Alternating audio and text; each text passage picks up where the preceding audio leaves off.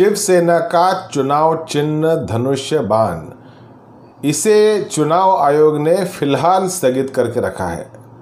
मुंबई में एक उपचुनाव होने वाले हैं, वहाँ पे बीजेपी के प्रत्याशी हैं और उद्धव ठाकरे जी के शिवसेना के भी प्रत्याशी वहाँ पे होने वाले हैं।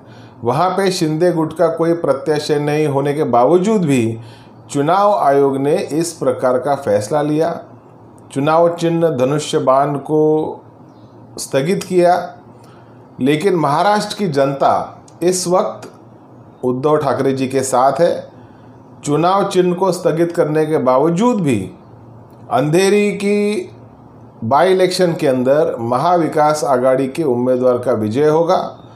उद्धव ठाकरे जी के साथ महाराष्ट्र की एनसीपी पूरे समर्थन के साथ है और ये सारी गतिविधियां ये किसके इशारे पे हो रही हैं या किसको फ़ायदा दिलाने के लिए हो रही है, ये महाराष्ट्र की जनता को पूरी तरह से मालूम है।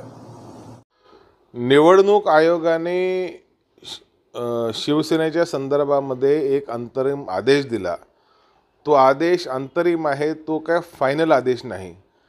आणि शिवसेनेचं निवडणूक चिन्ह धनुष्यबाण गोठवलं म्हणजे शिवसेनेच्या कार्यकर्त्यांचं रक्त गोठवलं अशातला तो प्रकार नाही।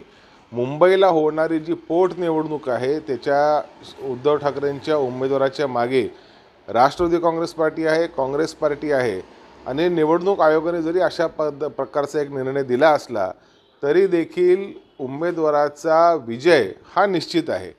आता हा निर्णय देत असताना वास्तविक फक्त चिन्हासंदर्भात नाही तरी शिवसेनेचं नावही वापरू नका अशा प्रकारचा हा निर्णय हा दोन्ही गटांवर आहे।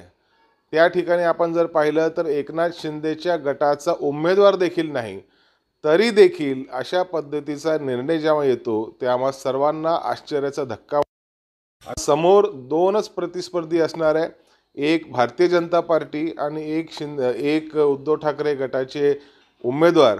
याचा थेट फायदा हा भारतीय जनता पार्टीच्या उमेदवाराला मिळवून देण्यासाठी अशा प्रकारच्या गोष्टी घडतात का अशी शंका लोकांच्या मनात येऊ लागलेली आहे।